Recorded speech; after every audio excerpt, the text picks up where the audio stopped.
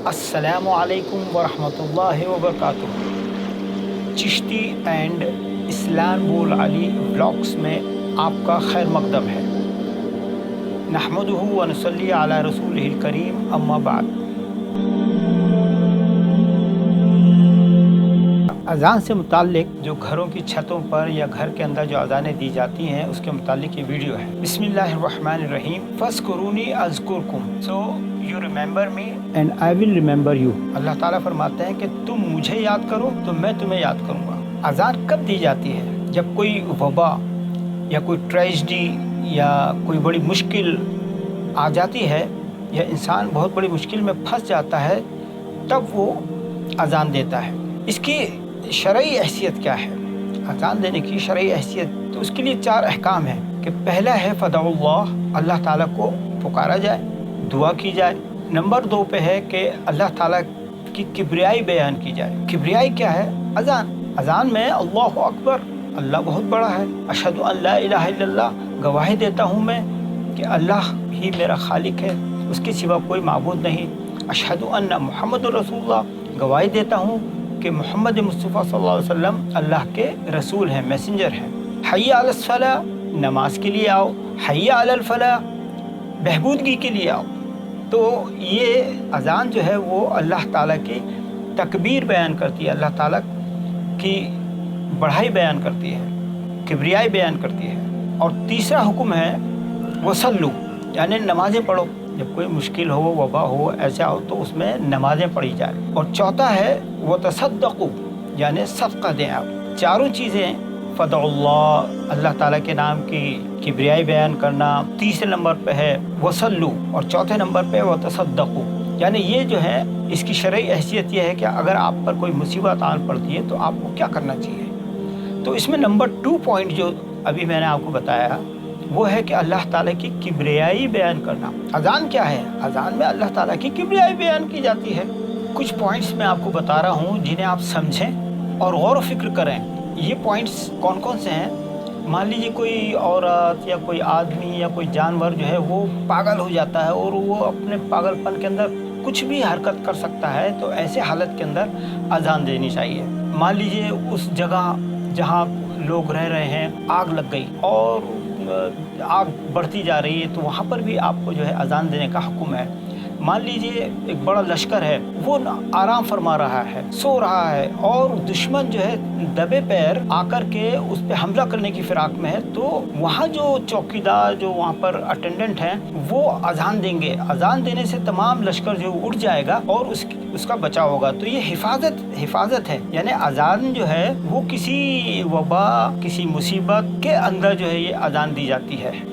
جب کوئی نوزائیدہ بچہ، نیو بورن بیبی چائلڈ جب پیدا ہوتا ہے تو اس کے کانوں میں اذان دی جاتی ہے۔ اور اسی طریقے سے کوئی مریض ہے جو ایپیلیپٹک سیجرز آتے ہیں، جس کو مرگی آتی ہے، فٹس آتے ہیں، تو تب بھی یا تو اس کو کوئی میٹالک چیز اس کے ناک کے پاس لے کے آتے ہیں، تو اس کا جو برین کا جو ڈسٹربنس ہوتا ہے، الیکٹریکل ڈسٹربنس، وہ جو ہے وہ کنٹرول میں آتا ہے۔ اب مان لیجیے آپ کے پاس میں نہ چابی ہے، نہ کچھ الیکٹرک ہے، نہ کچھ ایسا، اب آپ کیا کریں گے؟ اذان دیجیے آپ، تو وہ کنٹرول میں آ جائے گا۔ اور دیکھیے سونامی آ گیا، یا مان لیجیے کوئی ارتھ کویک ہو گئے، اور آپ یہ دیکھیے فلڈ آ گیا۔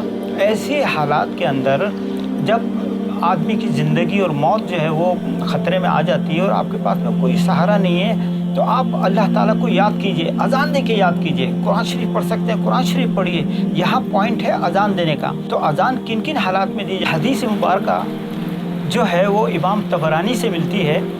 ان کی 3 ایڈیشنز ہیں۔ ایک ہے امام طبرانی کی معجم الکبیر، معجم الصغیر، معجم المتوسط۔ تو معجم الکبیر میں صفحہ نمبر 257 پہ، جلد نمبر 1 میں، اور حدیث نمبر ہے 746۔ اس میں حدیث مبارکہ کیا ہے؟ اذا اذن فی قریۃ امنها اللہ من عذابہ ذلک اليوم، یعنی جب کسی بستی میں، اب بستی سے مراد کیا ہے؟ آج نیٹ کی دنیا ہے، انٹرنیٹ کی دنیا ہے، آج پوری دنیا ایک گاؤں ہے۔ ہم پوری دنیا کو ایک گاؤں کہتے ہیں، تو آپ اس کو، بستی کو پوری دنیا مانیں، کوئی ملک مانے، کوئی شہر مانے، یا کوئی بستی مانے، گاؤں مانے۔ تو اس گاؤں میں جب اذان دی جاتی ہے تو اس دن اللہ اپنے عذاب سے چینج کر دیتا ہے اور اپنے امان میں لے لیتا ہے، اپنے پروٹیکشن میں لے لیتا ہے کہ جب کسی بستی میں یہ وبا آئی ہوئی ہو، آج کل کووڈ-19 کی وبا آئی ہوئی ہے، تو لوگ جو ہے اذان دے رہے ہیں اپنے گھروں کی چھتوں پر، گھروں کے اندر، کہیں پہ بھی دے رہے ہیں وہ، تو وہ اس لیے کہ وہ اللہ کو اپنی طرف راغب کریں کہ فَاذْكُرُونِي أَذْكُرْكُمْ، تم مجھے یاد کرو تو میں تمہیں یاد کروں۔ اللہ تعالیٰ کیا فرما رہے ہیں؟ Remember me and I will remember you. ایک اور حدیث میں آپ کو بیان کرتا ہوں کہ جب آدم علیہ السلام کو ہند میں اتارا گیا، یعنی انڈیا میں جب اتارا گیا، تو آپ پر وحشت طاری تھی، آپ ڈرے ہوئے تھے خوف سے، تو اللہ عز و جل نے حضرت جبرائیل امین جبرائیل علیہ السلام کو بھیجا اور انہوں نے آ کر کے اذان دی، تو حضرت آدم علیہ السلام کی جو وحشت جو ان پہ طاری تھی وہ ختم ہوئی۔ ایک اور قصہ ہے کہ حضرت علی کرم اللہ وجہ بہت دکھی غمگین ہمارے پیارے نبی کریم صلی اللہ علیہ وآلہ وسلم کے سامنے تھے، تو آپ نے کہا، ہمارے پیارے نبی نے، اے علی، تمہیں کس بات نے غمگین کیا ہے، تم کس بات سے دکھی ہو؟ جاؤ اپنے گھر والوں سے کہو کہ تمہارے کانوں میں اذان دیں۔ بہت سارے مواقع ہیں، بہت ساری جگہیں ہیں، بہت ساری باتیں ہیں جہاں پر یہ اذانیں دی جاتی ہیں، اور علماء المتقدمین اور المؤخرین الفقہاء وہ تمام کے تمام اس بات سے اتفاق رکھتے ہیں کہ ایسے مواقع پر اذان دینی چاہیے۔